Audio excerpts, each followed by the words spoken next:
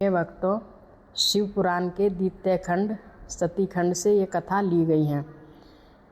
प्रथम गणों सहित वीरभद्र और महाकाली का दक्ष यक्ष के लिए प्रस्थान। दक्ष तथा देवताओं को अपशकुन एवं उत्पात सूचक लक्षणों का दर्शन एवं भय होना। ब्रह्मा जी कहते हैं, नारद माहेश्वरम के इस वचन को आदरपूर्वक सुनकर वीरभद्र बहुत संतुष्ट हुए। उन्होंने महेश्वर को प्रणाम किया। तत्पश्चात उन देवाधीव शूलनी की उपर्युक्त आज्ञा को शिरोधार्य करके वीरभद्र वहाँ से शीघ्र ही दक्ष के यक्ष मंडप की ओर चले। भगवान शिव ने केवल शोभा के लिए उनके साथ करोड़ों महावीर गणों को भेज दिया, जो प्रलय नागिन सामान तेजस्वी थे। वे कौतूहलकारी प्रलव वीर प्रथम गण वीरभद्र के आगे और पीछे भी चल रहे थे। काल के भी काल भगवान रुद्र के वीरभद्र सहित जो लाखों पार्षद गण थे, उन सब का स्वरूप रुद्र के ही समान था। उन गणों के साथ महात्मा वीरभद्र भगवान शिव के समान ही वेशभूषा धारण किए रथ पर बैठकर यात्रा कर रहे थे। उनके 1 सहस्त्र भुजाएं थीं, शरीर में नागराज लिपटे हुए थे। वीरभद्र बड़े प्रलभ और भयंकर दिखाई देते थे। उनका रथ बहुत ही विशाल था, उसमें 10,000 सिंह जोते जाते थे, जो प्रयत्न पूर्वक उस रथ को खींचते थे। उसी प्रकार बहुत से प्रलभ सिंह, शार्दूल, मगध, मत्स्य और सहस्रों हाथी उस रथ के पार्श्व भाग की रक्षा करते थे। काली, कात्यायनी, ईशानी, चामुंडा, मुंडमर्दानी, भद्रकाली, भद्रा, तत्वरिता तथा वैष्णवी, इन नव दुर्गाओं के साथ तथा समस्त भूतगणों के साथ महाकाली दक्ष का विनाश करने के लिए चली। डाकनी, शाकनी, भूत, प्रथम, ग्राहक, कुष्मांडा, परपट, चटक, ब्रह्म राक्षस, भैरव तथा क्षेत्रपाल आदि ये सभी वीर भगवान शिव की आज्ञा का पालन एवं दक्ष के यक्ष का विनाश करने के लिए तुरंत चल दिए। उनके सिवा 64 गणों के साथ योगिनियों का मंडल भी सहसा कुपित हो दक्ष यज्ञ का विनाश करने के लिए वहाँ से प्रस्थित हुए। इस प्रकार कोटि कोटि गण एवं विभिन्न प्रकार के गणाधीश वीरभद्र के साथ चले। उस समय भेरियों की गंभीर ध्वनि होने लगी, नाना प्रकार के शब्द करने वाले शंख बज उठे, भिन्न भिन्न प्रकार की सींगें बजने लगीं। महामुनि सेना सहित वीरभद्र की यात्रा के समय वहाँ बहुत से सुगध शकुन होने लगे।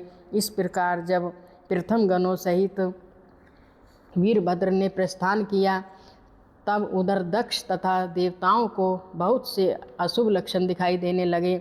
देवऋषि यज्ञ विध्वंस की सूचना देने वाले त्रिविधि उत्पात प्रकट होने लगे। दक्ष की बाईं आंख, बाईं भुजा और बाईं जांघ फड़कने लगी। तात वाम अंगों का वह फड़कना सर्वदा अब अशुभ सूचक था और नाना प्रकार के कष्ट मिलने की सूचना दे रहा था। उस समय दक्ष की यक्षशाला में धरती डोलने लगी। दक्ष को दोपहर के समय दिन में ही अद्भुत तारे दिखने लगे, दिशाएं मलिन हो गईं, सूर्यमंडल चितकबरा दिखने लगा, उस पर हजारों घेरे पड़ गए, जिससे वह भयंकर जान पड़ता था। बिजली और अग्नि के समान दीप्तिमान तारे टूट टूट कर गिरने लगे तथा और भी बहुत से भयानक अपशकुन होने लगे। इसी बीच में वहाँ आकाशवाणी प्रकट हुई, जो संपूर्ण देवताओं और विशेषतः दक्ष को अपनी बात सुनाने लगी। आकाशवाणी बोली, ओ दक्ष, आज तेरे जन्म को धिक्कार है। तू महामूढ़ और परम पापात्मा है। भगवान हर की ओर से आज तुझे महान दुख प्राप्त होगा, जो किसी तरह टल नहीं सकता। अब यहाँ तेरा हाहाकार भी नहीं सुनाई देगा। जो मूढ़ देवता आदि तेरे यज्ञ में स्थित हैं, उनको भी महान दुख होगा, इसमें संशय नहीं है। ब्रह्मा जी कहते हैं, मुने आकाशवाणी की यह बात सुनकर और पूर्वोक्त अशुभ सूचक लक्षणों को देखकर दक्ष तथा उस दूसरे देवता आदि को भी अत्यंत भय प्राप्त हुआ। उस समय दक्ष मन ही मन अत्यंत व्याकुल हो कांपने लगे और अपने प्रभु लक्ष्मीपति भगवान विष्णु की शरण में गए। वे भय से अधीर हो बेसुध हो रहे थे। उन्होंने स्वजन वत्सल्य देवाधीव भगवान विष्णु को प्रणाम किया और उनकी स्तुति करके कहा, दक्ष के यज्ञ की रक्षा के लिए भगवान विष्णु से प्रार्थना।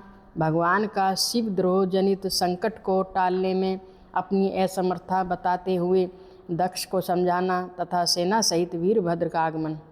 दक्ष बोले, देवादेव हरे विष्णु, दीनबंधो कृपा निधे, आपको मेरी और मेरी यज्ञ की रक्षा करनी चाहिए।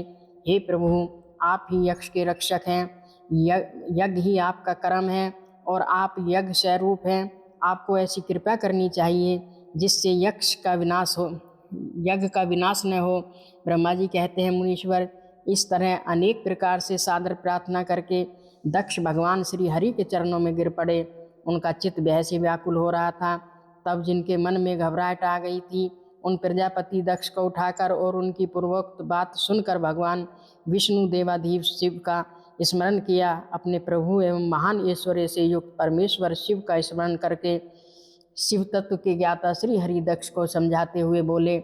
श्री हरि ने कहा, दक्ष मैं तुमसे तत्व की बात बता रहा हूँ, तुम मेरी बात ध्यान देकर सुनो। मेरा यह वचन तुम्हारे लिए सर्वथा हितकर तथा महामंत्र के समान सुखदायक होगा। दक्ष, तुम्हें तत्व का ज्ञान नहीं है, इसलिए तुमने सबके अधिपति परमात्मा शंकर की अवहेलना की है। ईश्वर की अवहेलना से सारा कार्य सर्वथा निष्फल हो जाता है। केवल इतना ही नहीं है, पग पग पर विपत्ति भी आती है। जहाँ अपूज्य पुरुषों की पूजा होती है और पूजनीय पुरुष की पूजा नहीं की जाती है, वहाँ दरिद्रता, मृत्यु तथा भय से 3 संकट अवश्य प्राप्त होंगे। इसलिए संपूर्ण पिल्य से तुम्हें भगवान वृषध्वज का सम्मान करना चाहिए।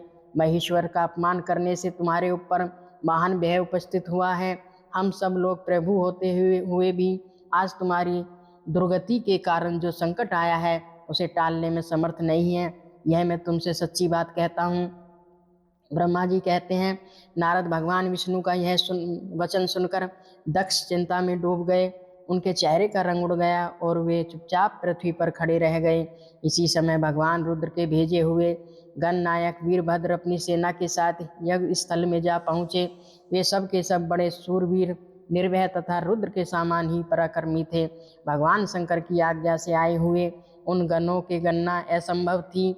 वे वीर शिरोमणि रुद्र सैनिक जोर जोर से सिंहनाद करने लगे। उनके उस महान नाद से तीनों लोग गूंज उठे। आकाश धूल से ढक गया और दिशाएं अंधकार से आवृत हो गईं। 7 दीपों से युक्त पृथ्वी अत्यंत भय से व्याकुल हो पर्वत, वन और कानों सहित कांपने लगी तथा संपूर्ण समुद्रों में ज्वार आ गया। इस प्रकार समस्त लोकों का निवास करने में समर्थ उस विशाल सेना को देखकर समस्त देवता आदि चकित हो गए। सेना के उद्योग को देख दक्ष के मुंह से खून निकल आया।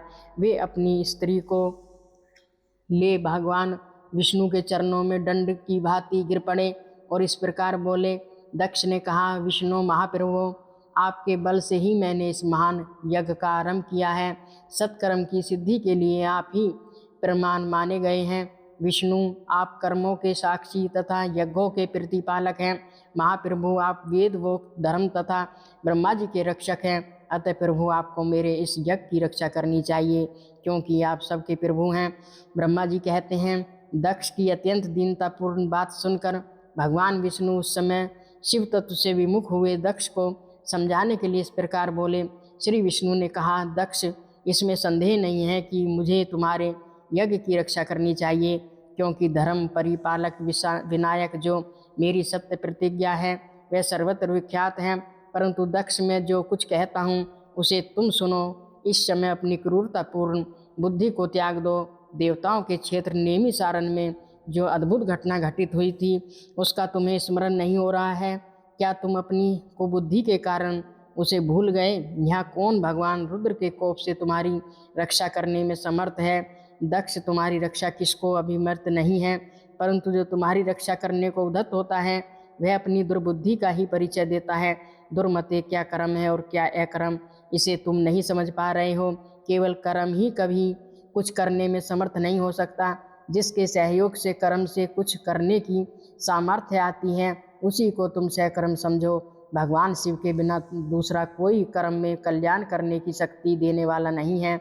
जो शांत हो ईश्वर में मन लगाकर उसकी भक्तिपूर्वक कार्य करता है उसी को भगवान शिव तत्काल उस कर्म का फल देते हैं। जो मनुष्य केवल ज्ञान का सहारा ले अनिश्वरवादी हो जाता है या ईश्वर को नहीं मानते हैं, वे शतकोटि कल्पों तक नरक में ही पड़े रहते हैं। फिर वे कर्म पास में बंधे हुए जीव प्रत्येक जन्म में नरकों की यातना भोगते हैं, क्योंकि वे केवल सकाम कर्म के ही स्वरूप का आश्रय लेने वाले होते हैं।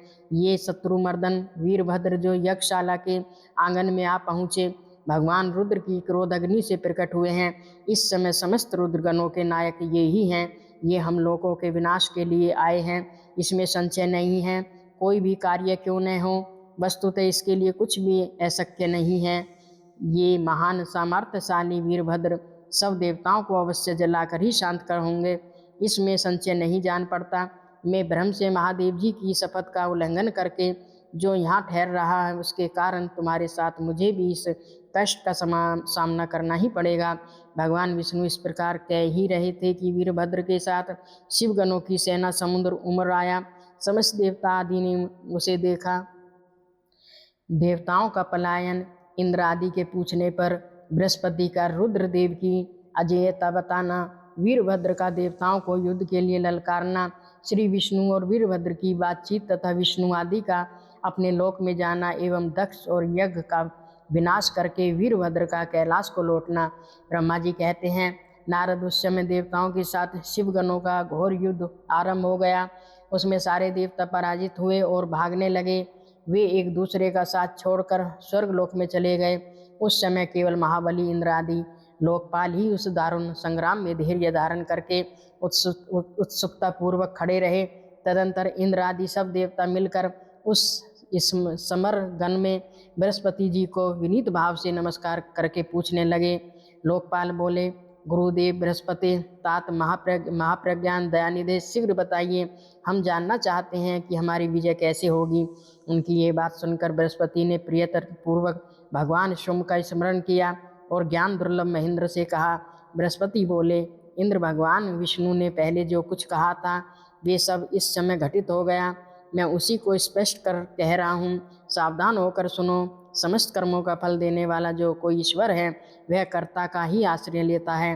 कर्म करने वालों का ही उस कर्म का फल देता है। जो कर्म करता ही नहीं है, उसको फल देने में भी वह समर्थ नहीं है। अतः जो ईश्वर को जानकर उसका आश्रय लेकर सत्कर्म करता है, उसी को कर्म का फल मिलता है।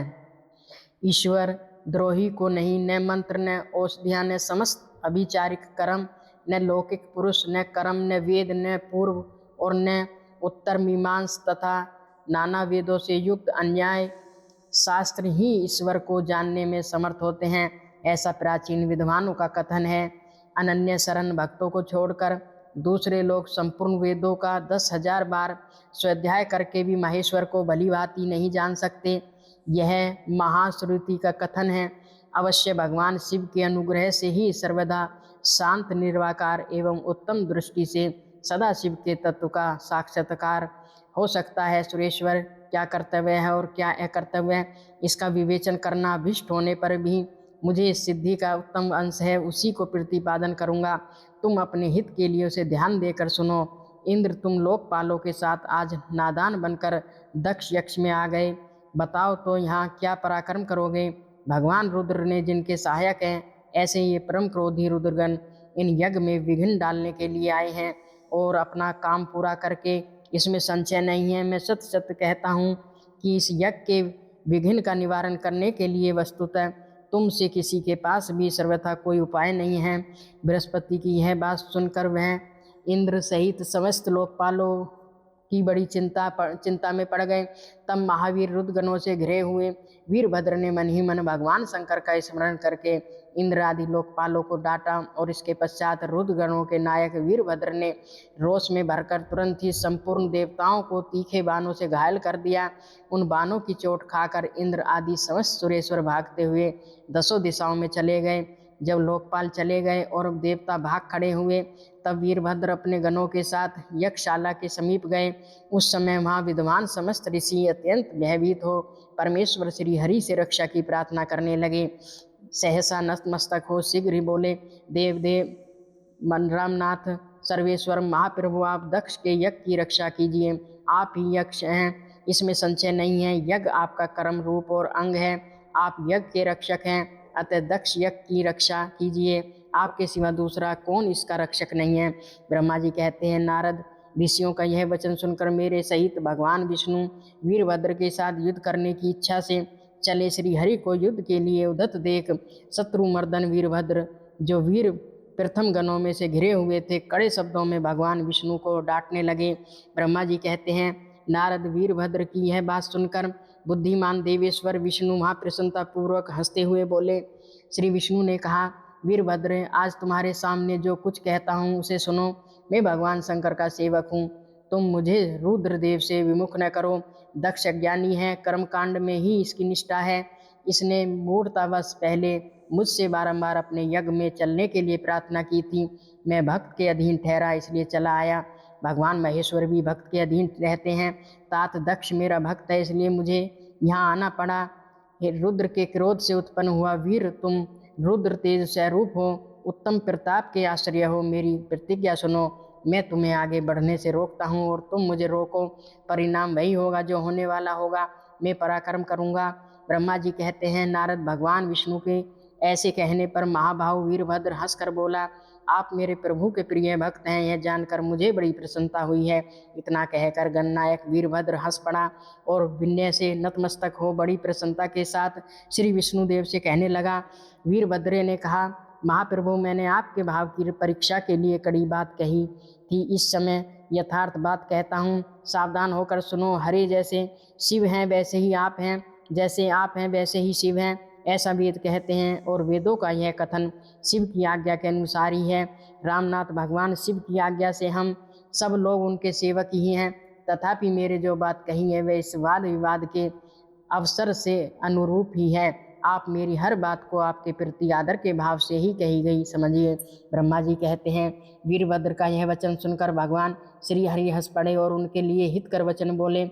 श्री विष्णु ने कहा, महावीर, तुम मेरे साथ निशंक होकर युद्ध करो। तुम्हारे अस्त्रों से शरीर के भर जाने पर ही मैं अपने आश्रम को जाऊंगा। ब्रह्मा जी कहते हैं, ऐसा कहकर भगवान विष्णु चुप हो गए और युद्ध के लिए कमर कसकर डटे गए। महाबली वीरभद्र भी अपने गणों के साथ युद्ध के लिए तैयार हो गए। नारद तदंतर भगवान विष्णु और वीरभद्र घोर युद्ध हुआ।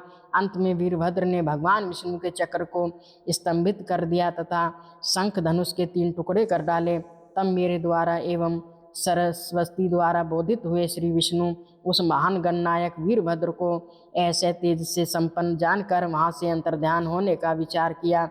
दूसरे देवता भी यही जान गए कि सती के प्रति जो अन्याय हुआ है उसी का यह सब भावी परिणाम है। दूसरों के लिए इस संकट का सामना करना अत्यंत कठिन है।